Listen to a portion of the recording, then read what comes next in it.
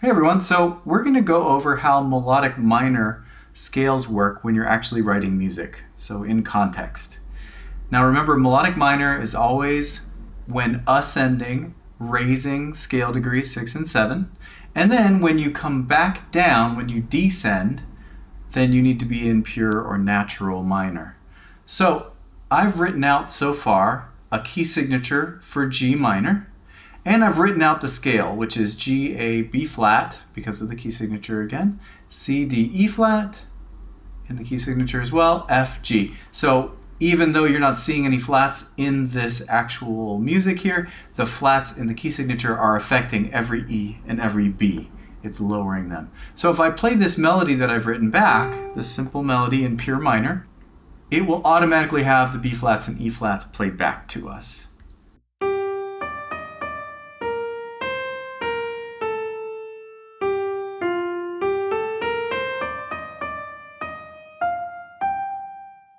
And as is kind of typical in pure minor, it doesn't have as much weight on the G as it could if we have it in melodic minor, which is what we want to do today, which is make sure that our melody is actually using melodic minor. So the first step is to probably make sure you know what each scale degree number is. So in the key of G, scale degree 1 is G, A is 2, so we just go right in order along the scale to get our scale degrees. 4, 5, 6, 7, and then of course G is really back to 1, or sometimes we call it 8. They're really the same note, right? So sometimes because we're thinking of a scale going from the bottom to the top, we think, oh, we got to the octave, so it's 8, but it's really scale degree 1. So you can think of it either way, as either the end of the scale being 6, 7, 8 or 6, 7, 1. It's essentially the same idea. Now, the scale degrees to watch out for are 6 and 7 because they're the ones that change. When I'm ascending, I raise them, and I need to make sure they're in natural or pure minor like they are now if they're going downward.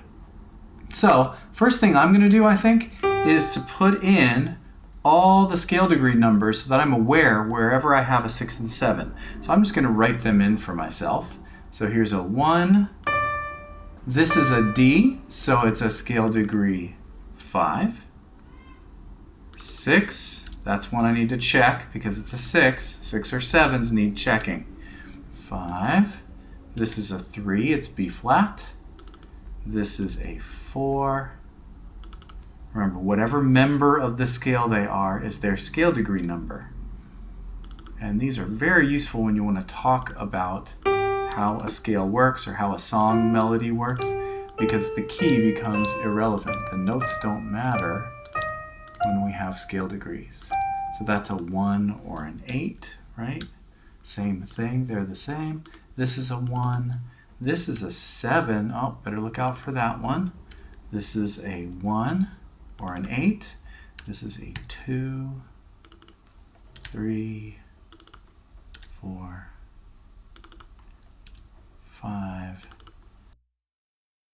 So those are our scale degrees. So wherever there is a 6 or a 7, I need to decide on whether it's ascending or descending and then raise it or lower it as necessary. So here's my first one. It's a 6. It's going down. The next note is below it. Therefore, it is traveling downward. This 6 is descending. Therefore, it stays in pure minor. And because I have a key signature and this scale is already in pure minor, I'm not going to touch that. That's going to stay. It's lowered already. Back to 5, 3, 4, 3, 2, 1, 7. Okay, another one to look out for. So 7 is going upward. The next note is higher. So up 1. That means 7 is ascending. It needs to be raised. Now, when I raise the note, I really have to be careful about what my key signature says. Now, in this case, the F is not changed by the key signature. This is just a regular F. And we can also see it up here. F is just F, right? The 7th scale degree. It's not flatted like B or E are in this scale. So that means to raise it by a half step, I just put a sharp on it. And then the computer program is going, oh, you know what? You made a change back here. The next time you see that note, it's putting a little bit of a reminder on there for us. But we may be changing that one too, who knows? So now we have scale degree 1, 2, 3, 4, 5, 6 again. And that looks a lot like it did the last time. So that's going downward. So it's safe. Now we get 6 again. And this one is going up. It is ascending. So this is one of those times we're going to have to be really, really careful about the key signature. E is not E here. This is actually E flat because every E and every B in this song are flat because of the key signature. So in order to raise E flat, I need a natural.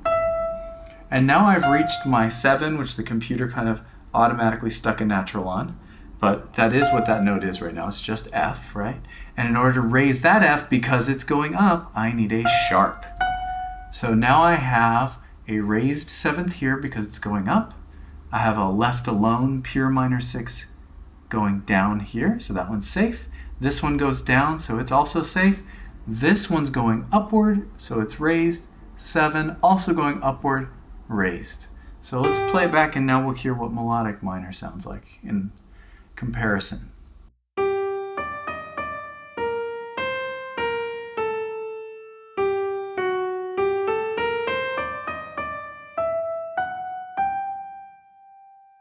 Now when we hear that compared to the old version, this F has a lot more weight going to the G. This E and F have a lot more weight going to this G. So we've added a lot more musical gravity towards our home bass note, which is G. Hear it again in pure and then I'll fix it up again. So here's a comparison. So here's pure minor. It doesn't have the same weight when you hit the 7. It doesn't make us want to drive back into the main note, the tonic of G, without the sharp.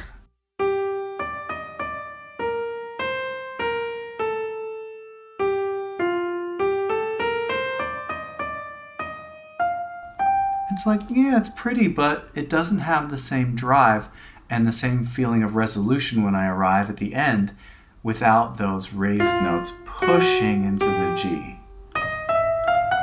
So here we go. So here's G, F sharp, versus natural,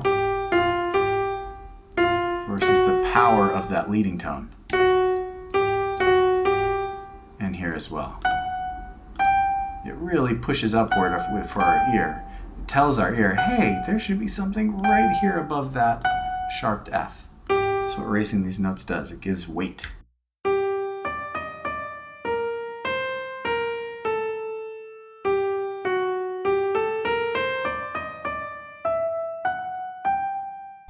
Cool, so what I'm going to do now is do one more and in bass clef. So we'll try the whole process one more time just for fun. And since we did flats last time, let's do sharps. We're just writing simple 4-measure melodies here. So the rule is going to be that we need to end on the main note of the scale. So this is a new key. This is 4 sharps. That is C sharp. We want melodic minor, but I'm just going to put in the pure minor scale first, which is what the key signature does, right? The key signature always sets a pure minor scale. So that is C sharp, D sharp, E, F sharp, G sharp, A, B, C sharp. So there's my whole C sharp minor, pure minor scale. Remember, I'm going to have to watch out for those A's and B's because they're 6 and 7 in this case. So C sharp is 1. D sharp is 2, E is now 3, F sharp 4, G sharp is 5, A is 6, that's the one to watch out for, B is 7, and then C sharp, of course, is 1 again, or we might think 8 if we wanted to. Cool, so I know what my scale degree numbers are. Now let's just, in bass clef, just make up a quick little tune. So I'm going to start on my main note and end on my main note, my tonic note. So C sharp better be my end and better be my start, just to make sure our ears know where we are. And I'm just going to start on the same C. Okay, I think we're about ready. Let's put in some scale degree numbers. I'm only allowing myself to skip between notes in 1, 3, and 5. So I'm only allowing myself to skip between 1, 3, and 5. So anytime I have a C sharp, an E, or a G, I feel pretty free about being safe to skip to another one of those. So I will skip from, say, right here, I have a skip from 5 to 1, which is fine. And then I have here, this is E to G, so a G to an E, 5 to 3. I have there's a few more skips just for fun. Those are all C's, E's, and G's. So those are the only ones I'm allowing myself to skip. And now I'm going to go through and label my numbers. So C is 1.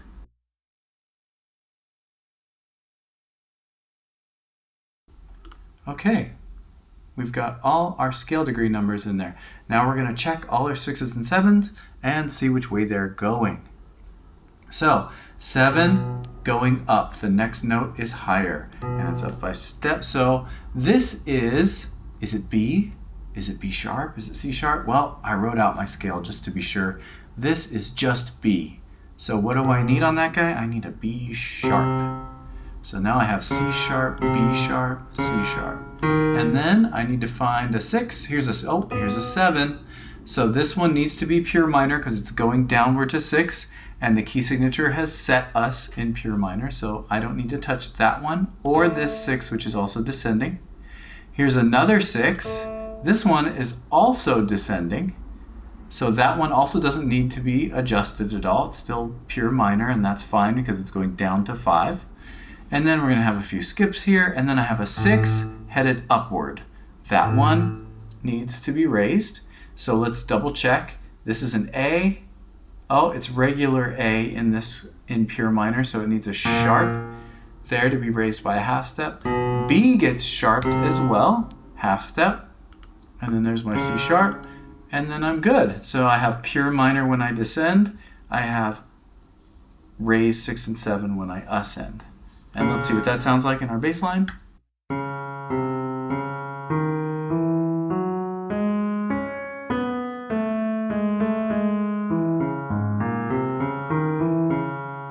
And it works just fine. So hopefully that's starting to make things clearer. Just be aware of your scale degrees. Make sure if the note is headed downward, it is in pure minor, which usually will fit the key signature. And if it's going upward, especially by step, you want to raise it by a half step. Always check those notes against your key signature, because had one of those been sharped, for instance, maybe this was A sharp in pure minor. Had it been A sharp, I would have needed a double sharp, not a regular sharp, right? Because we're raising from whatever note it happens to be. So this is a regular B note, so I had to raise it with a sharp. But had it been B sharp, I would have needed to raise it by using a double sharp.